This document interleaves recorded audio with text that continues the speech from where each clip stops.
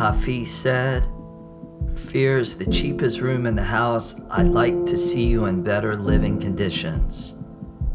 Fear can be a good thing or a bad thing. I remember when I took my son for his first visit to the beach. He was about 2 years old. As soon as he saw the ocean, he charged straight down the little sand dune towards the water. Before I could catch him, he went thrashing into the water and nearly got dragged out into the ocean. In the nick of time, I pulled him out of the jaws of Mother Ocean. He learned an important lesson that day. Fear is built into our survival.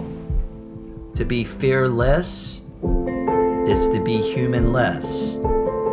The key is to shift your relationship to fear. If you want to master your life, then it's time to master your fear. It's time to step out of the cheap room of fear into the palatial palace of courage. When you were young, courage was already built into the fabric of your existence. Courage is a force you were born with. Courage is your birthright. Courage is innate. Just the process of birth was an act of courage. Fear didn't stop you from leaving the mother's womb. The process of learning how to walk was an act of courage. Fear didn't stop you when you fell down. What did you do? You got up and you did it again. Why? Because courage is built into your DNA and it's driving you to realize your full potential.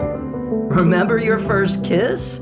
That definitely was an act of courage. Good Lord. If courage is built into you, then what happened? I'll tell you what happened.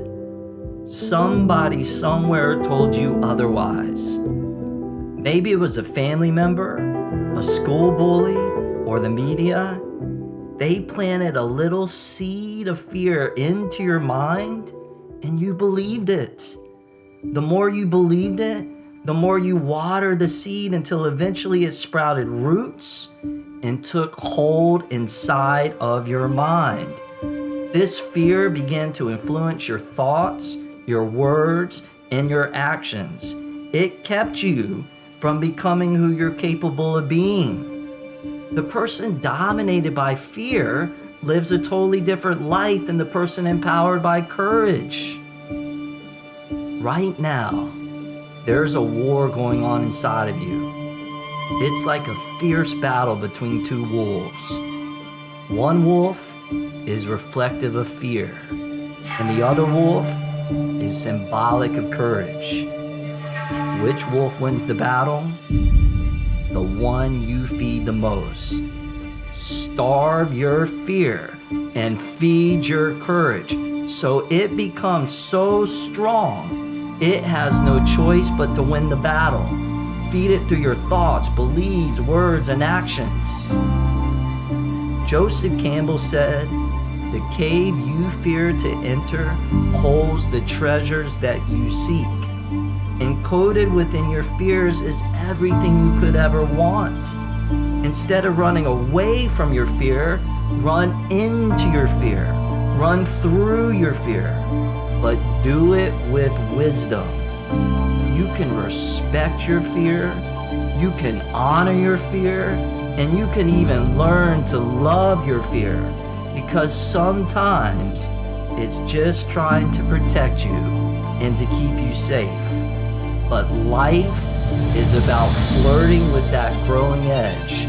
And when you flirt with your edge, you might stumble, you might fall, you might make mistakes, and you might even fail. There's no greater fear than the fear of failure. The fear of failure is an epidemic keeping people from living their dreams.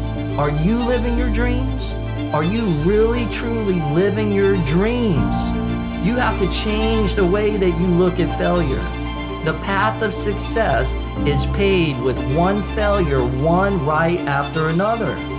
Most people, when they fail, they complain, they bitch, and they cry out like a victim. That's called victim consciousness. But successful people, they learn from their failures. And when they fail forward. And when they fall forward. They take responsibility for their actions. They even find tremendous strength within their vulnerabilities. This is called empowered consciousness. Nelson Mandela said, "Don't judge me by my successes. Judge me by how many times I fell down and then I got back up." So, instead of being buried underneath a mountain of failures, I challenge you to stand victorious on top of your mountain of failures. Your time is now. The future is yours.